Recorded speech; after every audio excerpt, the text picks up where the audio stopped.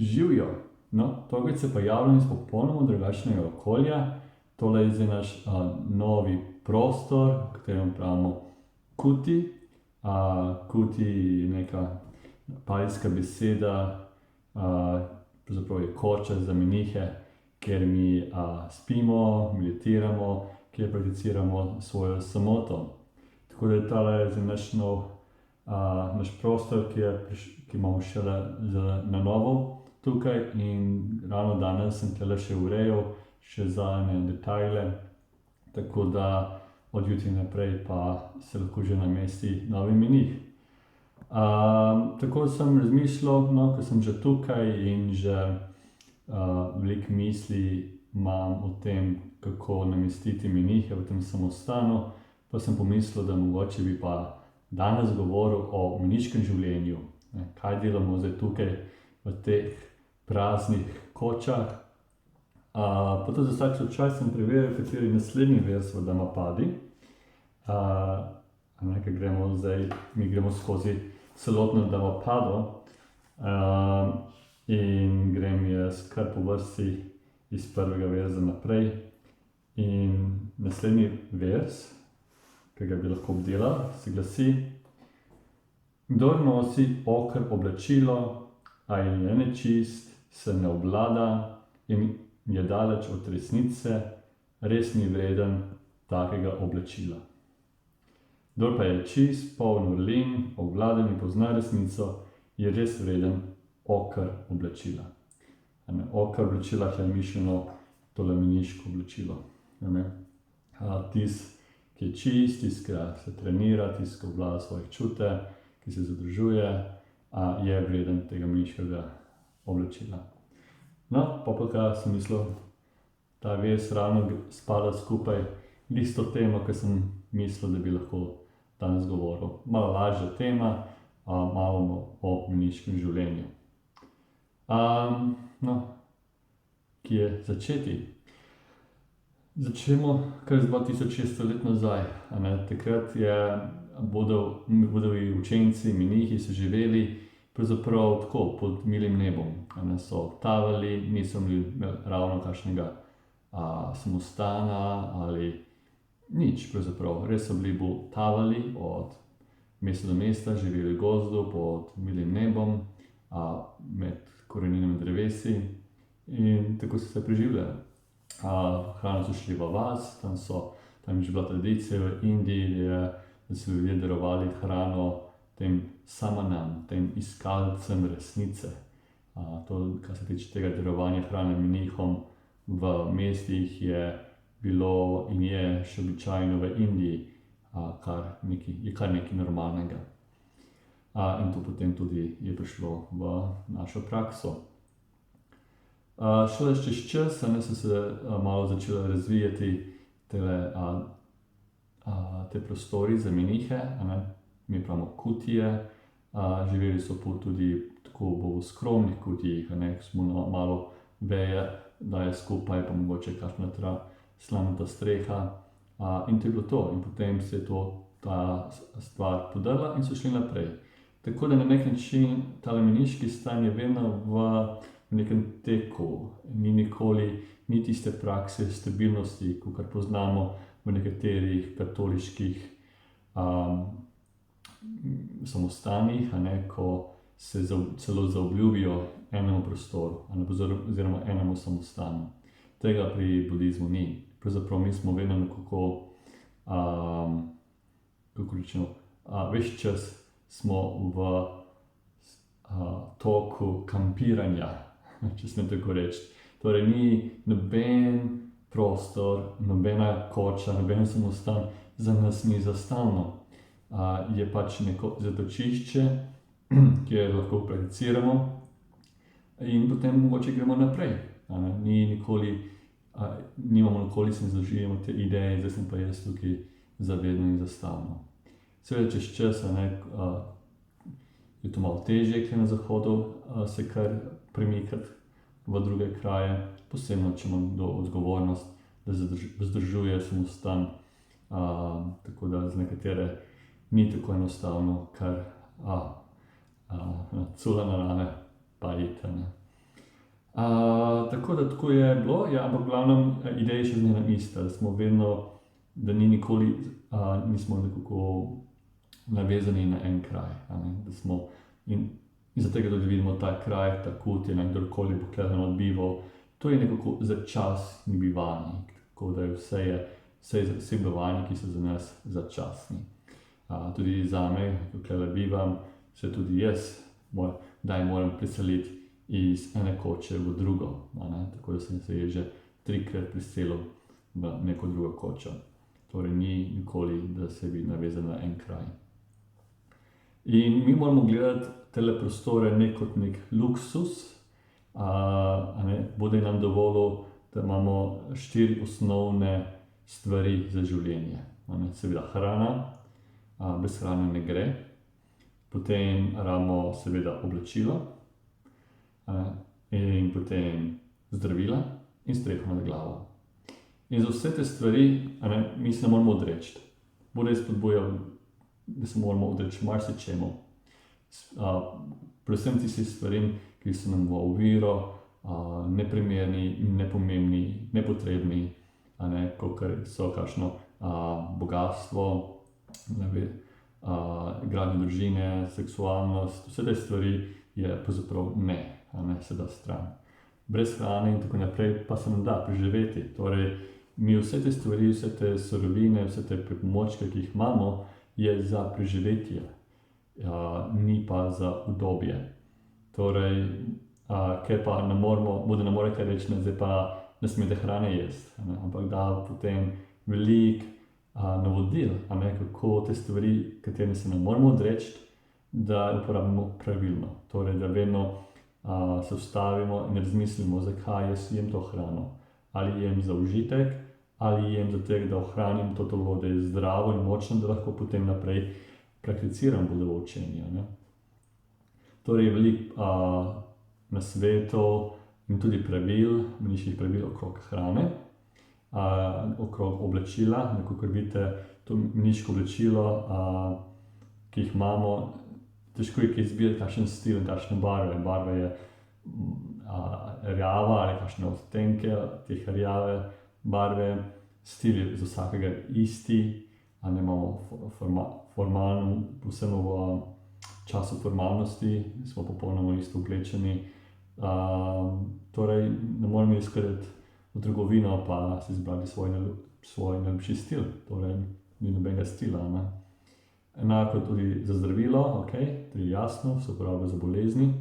Pa zdaj bivalniki, bivalniki so namenjeni za tega, da nas zaščiti pred soncem, pred mrazom, pred dežjem, pred komarji in drugimi žuželkami.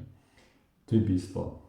Tako da naši bivalniki so ponavadi majhni, in posebno tukaj v Sloveniji so naši bivalniki malo bolj trpežni oziroma bolj izolirani kakor po Aziji. V Aziji je lažje tudi postaviti se kakšen šotor ali res dati kakšne kole okrog pa mrežo proti komarjem pa kakšna slamnata streha, pa to je to.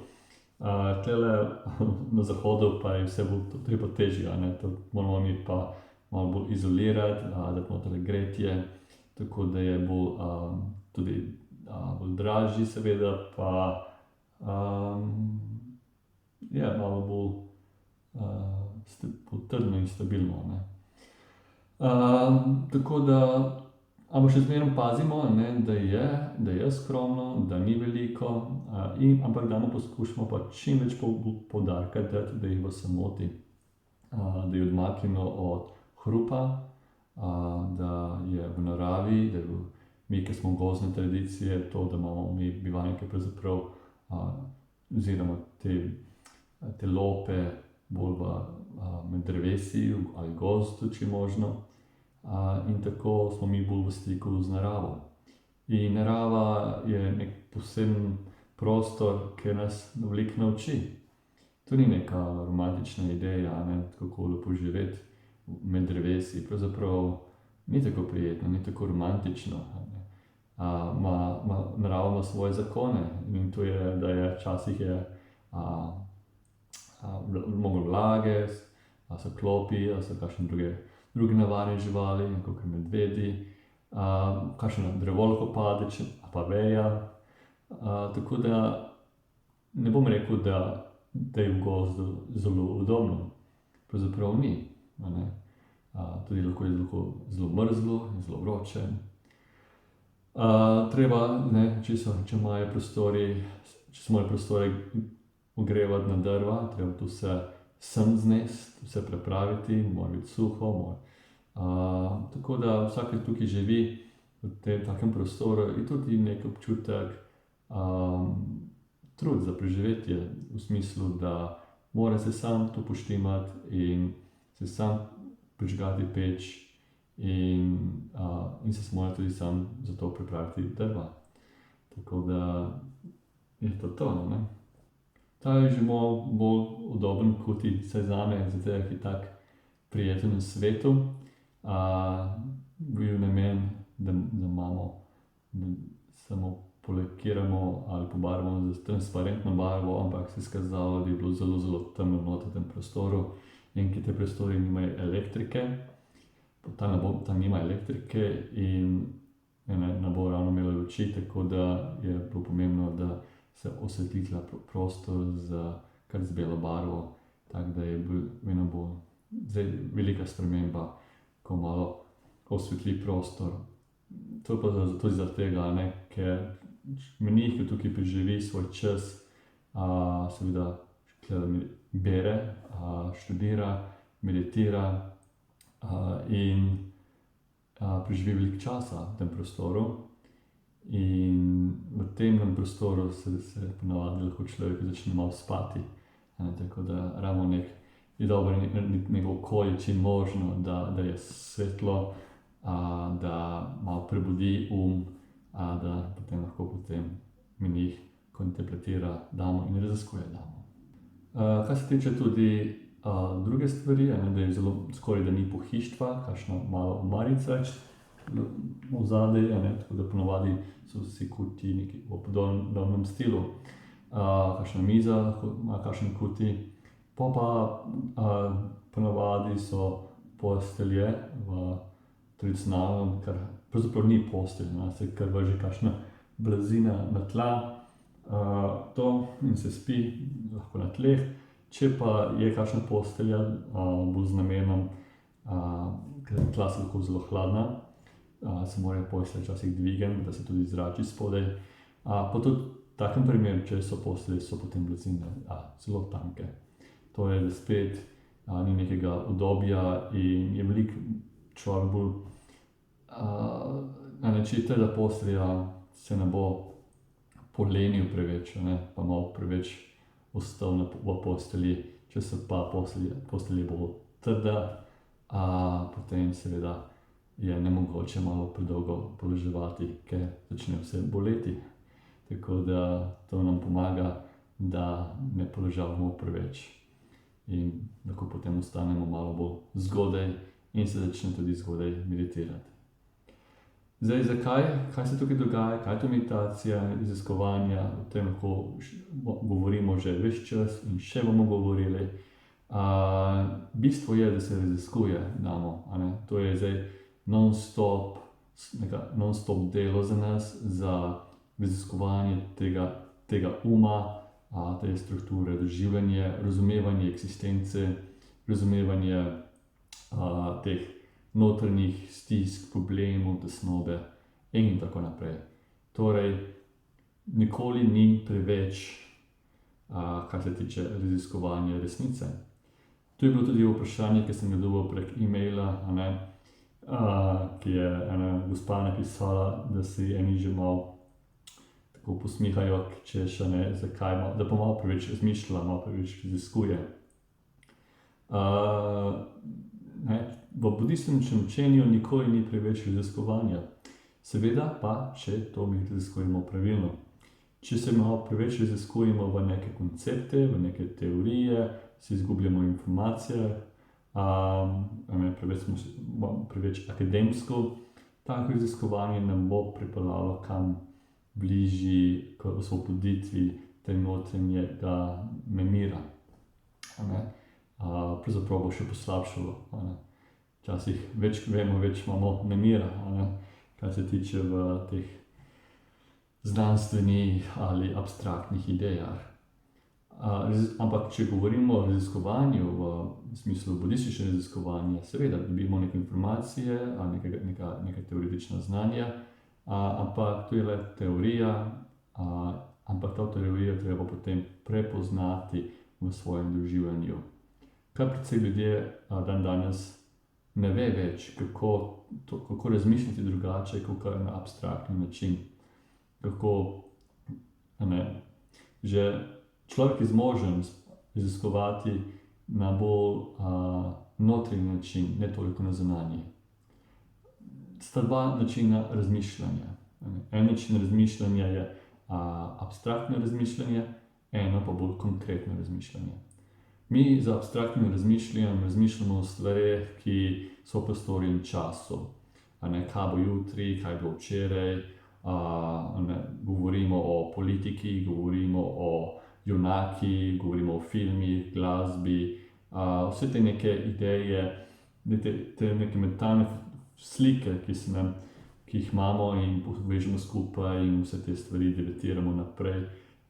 To so bolj abstraktne stvari, abstraktne pa zaradi tega,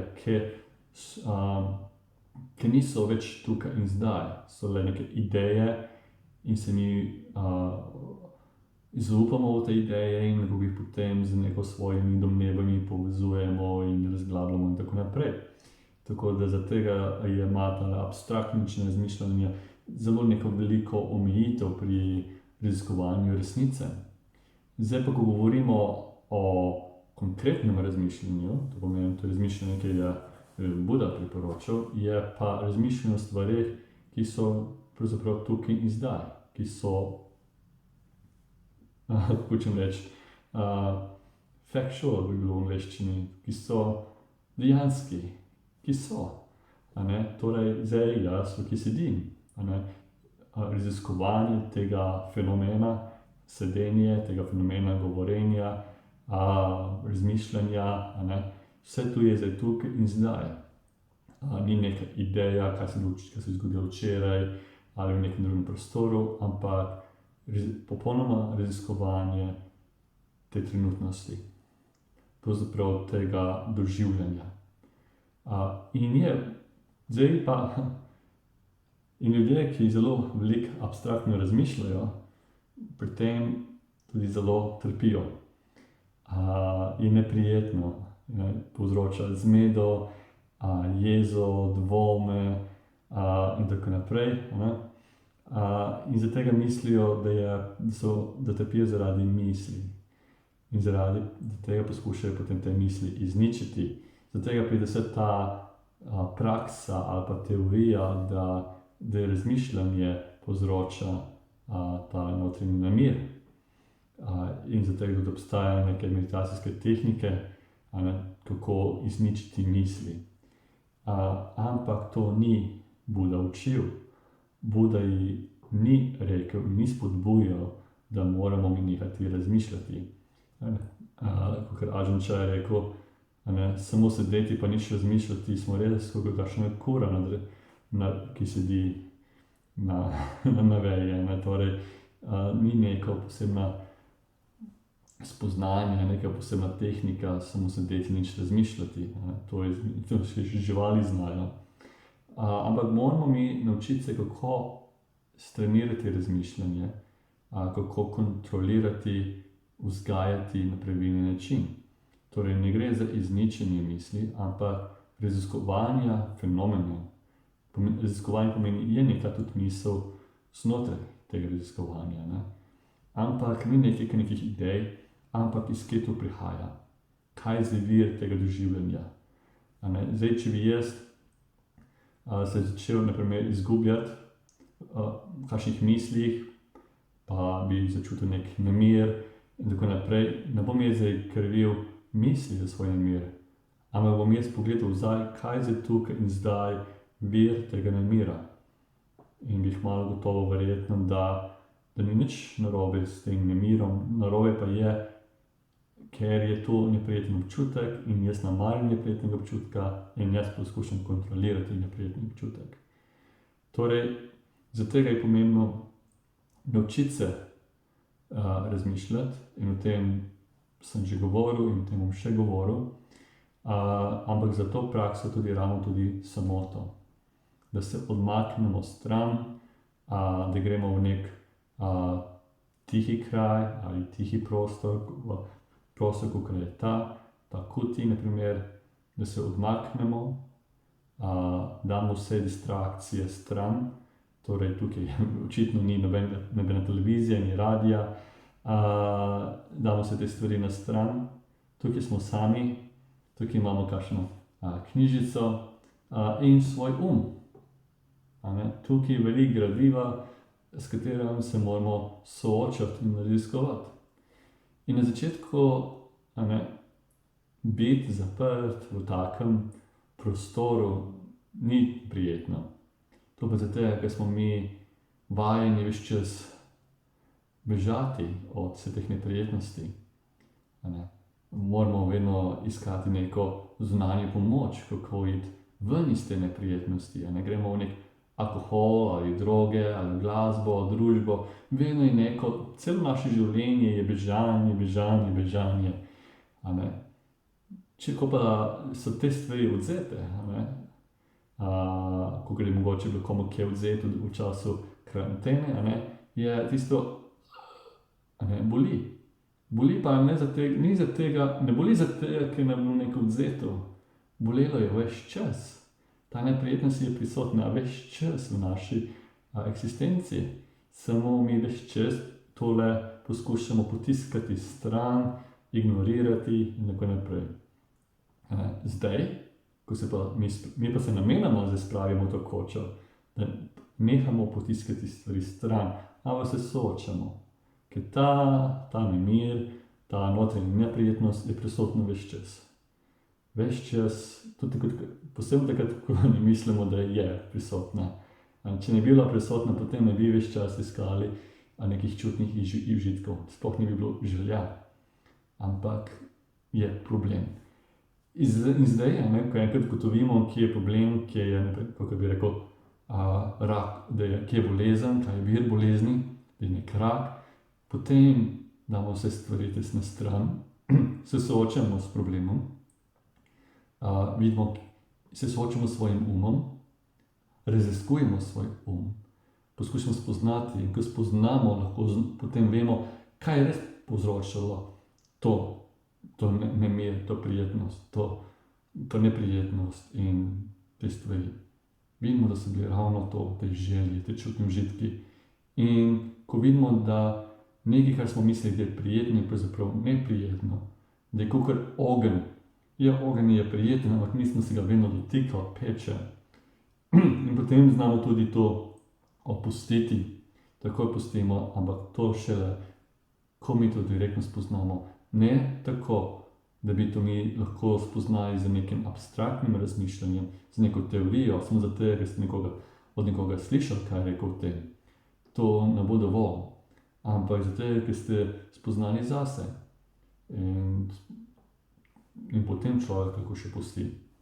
In, če še enkrat ponovim, vse to se lahko zgodi le v takem majhnem, takem tihem, odmaknjenem, skromnem prostoru, kjer se mi lahko soočamo s tem umom in raziskujemo, ne da bi kakršnikoli stvar ignorirali ali dala stran ali potisnili stran. Vse je treba podvomiti in potem vse ponovno raziskovati. Nič ni vzeto kot resnica, če mi tega nismo direktno spoznali. Tako. In to je za smisel našega življenja, v kutiju, kakor je ta. Nasvidenje.